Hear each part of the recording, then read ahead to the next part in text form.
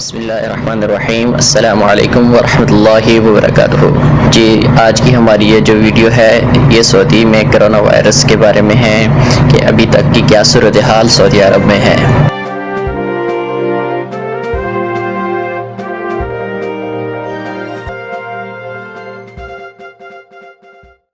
سب سے پہلے ہم جاننا چاہیں گے کہ کتنی اموات ابھی تک ہو چکی ہیں، کتنے لوگوں میں کیس کی تصدیق ہو چکی ہے۔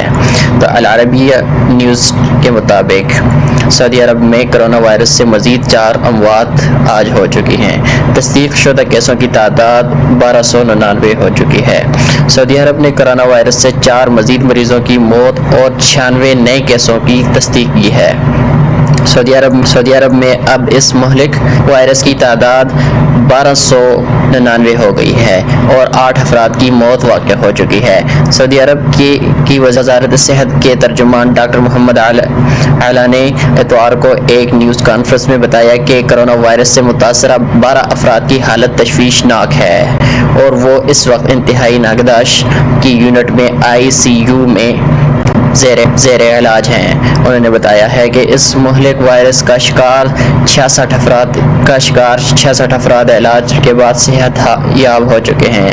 انہوں نے شہریوں اور مکینوں کے لیے اس ہدایت کا اعادہ کیا ہے کہ وہ کرونا وائرس سے بچاؤ کے لیے احتیاطی تدابیر پر عمل کریں اور انہیں معمولی نہ سمجھیں۔ وہ باقاعدگی سے اپنے ہاتھوں کو دھوئیں، اپنے منہ، چہرے اور ناک کو چھپانے سے گریز نہ کریں۔ اگر کسی فرد میں کرونا وائرس کی علامات ظاہر ہوں تو اس کو فوری طور پر خود کو 14 روز کے لیے الگ تھلگ کر لینا چاہیے۔ چہرے پر ماسک پہننا چاہیے تاکہ اس کی کھانسی اور چھینک سے وبائی مرض کا پھیلاؤ نہ ہو سکے۔ اور ادھر سعودی حکام نے 2 شہریوں سے 50 لاکھ سے زیادہ میڈیکل ماسک ضبط کر لیے ہیں۔ انہوں نے مارکیٹ میں مہنگے داموں میں فروخت کرنے کے غرض سے ذخیرہ کیا گیا تھا۔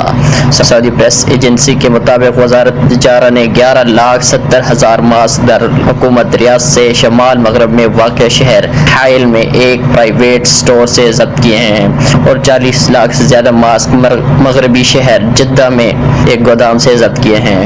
انہیں تجارتی قواعد و ضوابط کی خلاف ورزی کرتے ہوئے ذخیرہ کیا گیا تھا۔